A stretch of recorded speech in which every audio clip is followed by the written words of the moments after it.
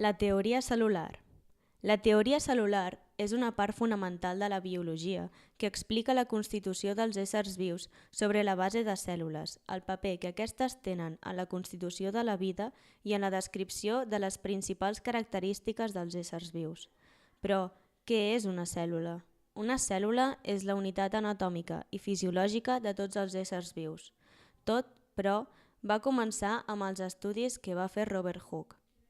La invenció del microscopi va ser fonamental pel descobriment de les cèl·lules, ja que Robert Hooke va construir el seu propi, un microscopi compost per lents convexes de 50 augments. Hooke va ser el primer en fer servir el terme cèl·lula en el seu llibre anomenat Micrografia. En el seu treball deixa registre de nombroses observacions realitzades amb el seu microscopi sobre diversos teixits vegetals, entre ells teixits de suro. Va poder observar una sèrie de petits quadrats transparents, els quals va nombrar cel·les, degut al seu paregut a un panell d'abelles.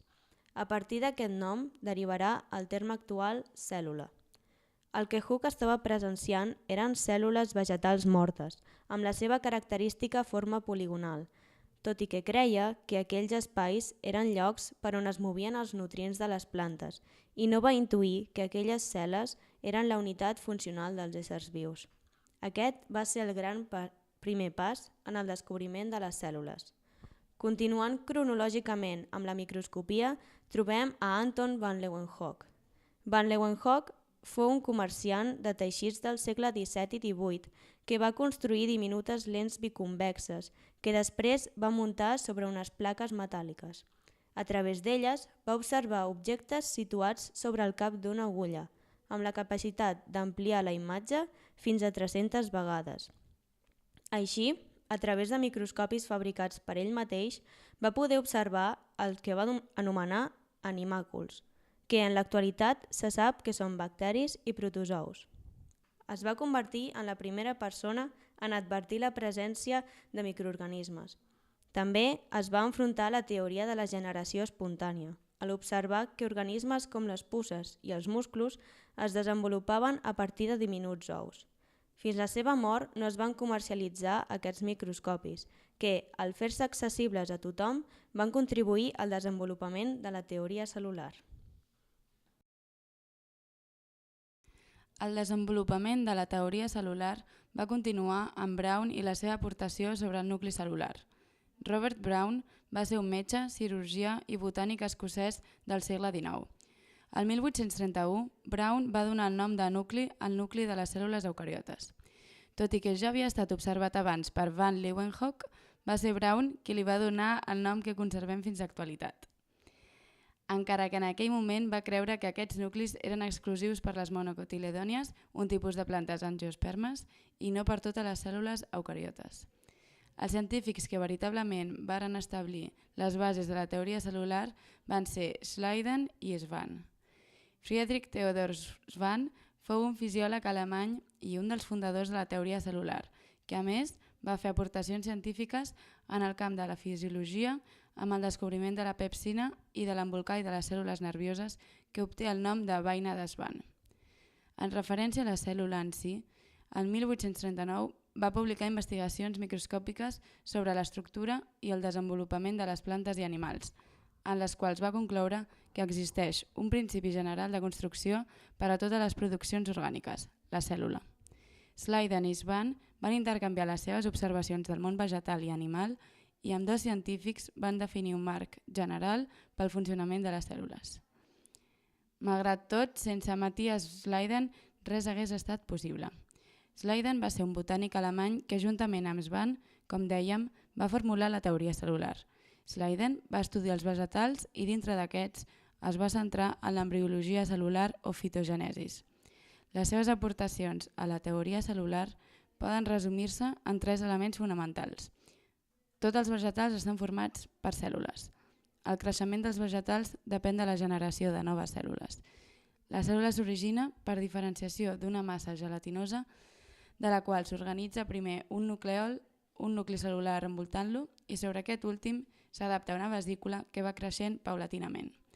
Un any després d'haver publicat la seva teoria cel·lular de les plantes, Schwann la va estendre als animals. D'aquesta manera, va unificar la botànica i la zoologia sota una teoria comuna. Tot i això, el primer postulat és l'únic cert. Un pas més endavant a l'hora de formar la definitiva teoria actual va ser el que va efectuar Virchow, amb un dels postulats més importants de la teoria.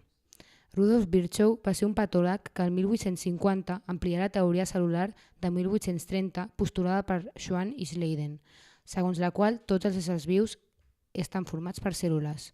Virchow va establir que són la unitat fonamental de la vida i es formen únicament a partir d'altres cèl·lules preexistents. Això rep el nom de biogènesis. D'aquí neix la seva famosa frase «Omni cèl·lula és cèl·lula». Es va basar en aquesta teoria per explicar les causes de les malalties, afirmant que la malaltia era el resultat d'una alteració cel·lular.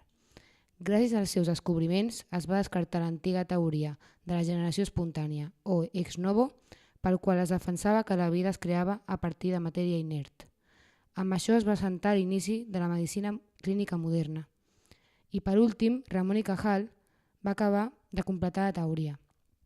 Santiago Ramon i Cajal afegeix a la teoria allò que s'anomenarà doctrina de la neurona, a partir del fet que el teixit cerebral està format per cèl·lules individuals. Descobreix les claus de la diversitat morfològica i els procediments connectius de les neurones de la matèria gris del sistema nerviós cerebroespinal.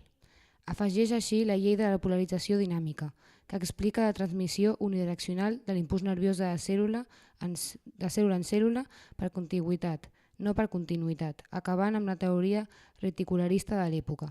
Tot aquest descobriment li proporciona el Premi Nobel de Medicina. A partir de les seves teories i comprovacions constants entre uns i altres, es va arribar a polir una teoria acceptada per tothom i la vigent actualment. Consta de 4 postulats. Primer, tots els organismes estan composts de cèl·lules. Per tant, podem dir que una cèl·lula és la unitat estructural fonamental de la vida. Tots els éssers vius estan formats almenys per una cèl·lula. Segon, a les cèl·lules hi tenen lloc les reaccions metabòliques de l'organisme. Llavors, podem afirmar que és la unitat funcional, ja que totes les reaccions químiques necessàries per la vida es donen en diversos compartiments cel·lulars. Tercer, cada cèl·lula existent prové d'una cèl·lula anterior. Són les seves pròpies unitats d'origen. No hi ha un lloc exacte on es fabriquin. Cada cèl·lula, per tant, es forma per la divisió d'una existent anteriorment i són idèntiques tant en forma, mida, contingut i estructura. Quart i últim, cada cèl·lula conté material hereditari, així que també és la unitat genètica. Aquest fet les permet replicar-se i formar-ne de noves. El fet d'anunciar els diferents principis que constitueixen la teoria cel·lular va presentar als biòlegs una base uniforme i coherent, on fonamentar els seus estudis de la cèl·lula que abans es trobaven aïllats. Així mateix, va oferir la resposta que les variacions evolutives tenien un origen comú, el qual estava constituït per l'organització cel·lular dels sistemes vivents. Aquesta revolucionària idea constitueix ara un dels pilars fonamentals de la biologia moderna i va servir per desplaçar el centre de gravetat de les investigacions cap al terreny del microscopi, podent així descobrir alguns components de la cèl·lula, com el nucli, els cromosomes i altres orgànuls, tant com l'aparell de Golgi. Totes aquestes troballes ficaven encara més de manifest que la cèl·lula constituïa la unitat existent de tots els éssers vius, malgrat l'aparent diversitat. Han adquirit tal rellevància tots aquests coneixements sobre els nivells d'organització cel·lular que la cèl·lula s'ha convertit en el centre d'atenció de diferents investigadors i, a més, per ella mateixa ha creat un nou camp entre les ciències biològiques, el que, per mèrits propis, es coneix com biologia cel·lular.